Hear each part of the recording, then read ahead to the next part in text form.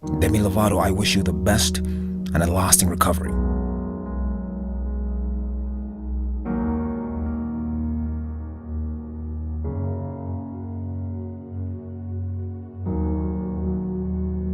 Let me tell you something. Most people don't really want the truth. It's not because they can't handle it. It's because deep down they know there is no such thing as the truth. It doesn't exist. You don't want the truth. What you want is the complete view. After all, what's the truth about you? You don't know. You don't really know. Because you can only experience you from one perspective at a time. You can't experience you on Monday at the same time you're experiencing you on Friday. And just because you build an identity on Monday you doesn't mean that Friday you doesn't exist. The truth will have you believing and behaving like all you are is the Monday you. But the complete view will connect Monday you and Friday you so that the entire expression called you is more complete.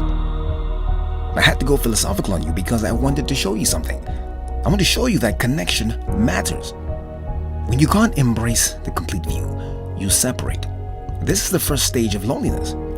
This separation is an inequality that can drive deception.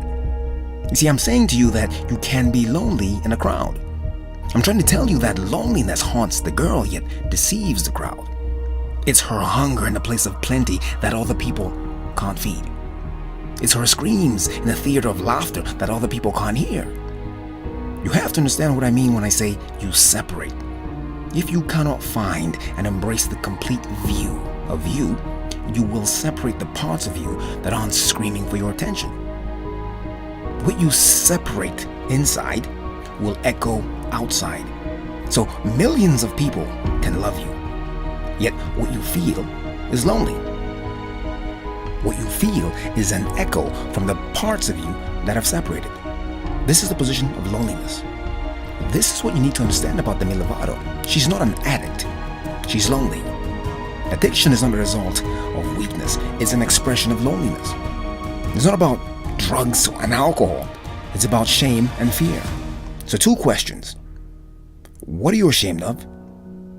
And what are you afraid of? Shame is about belief, and fear is about separation. The shame attached to your vulnerability is based on a belief that vulnerability is dangerous. The fear of which separates the vulnerable parts of yourself from the rest of you. Have you ever wondered which parts of you have been separated because of expectations, because of pressure and disappointment? The baby is healthy, but you're not bonding. You're not feeling it. It's not what you expected. Which part of you separates then? Everywhere you turn, some expert, some blogger, somebody is telling you or reminding you about what your body's supposed to look like, what sort of diet you're supposed to keep. You can't eat eggs on Monday, you can eat them on Tuesday. You can't have fish on Wednesday, you can have it on Sunday. Carbs at 2, not at 7. Which part of you separates trying to keep up with all that? You finally got married, you move in together, but it's not working out. Which part of you separates when disappointment begins to erode the dream of happily ever after? I mean, countless people are married and living alone. You see, if you've never experienced loneliness, this deep feeling of being completely isolated from the world around you, you'll think I'm talking about something you can just get over. Something that a few good days with some friends can solve. No, this thing runs deeper than that. And I'm saying to you that loneliness is an inside job. No amount of company will fix that feeling. What you have to do is to start reconnecting the separated pieces. Where did that confident girl go? I don't mean the one you're pretending to be with the filter on. I mean the one behind the makeup struggling to get your attention. What happened to that compassionate boy? Not the one who's turned self-love into a tool for alienating others, but the one suffering quietly behind your armored walls of bitterness and rhetoric and resentment. Connect the dots. There is no truth about you. There is only the complete view. Get with yourself and sharpen your internal picture of you.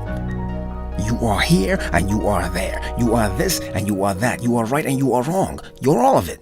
Fall in love with the complete view of you and you will reconnect again to that thing deep in our nature and fundamental to what we are that connects you to everything. You are not alone. You are not the only one. Loneliness is an epidemic, but you can reconnect again. My name is Angelo, and I'm the motivator.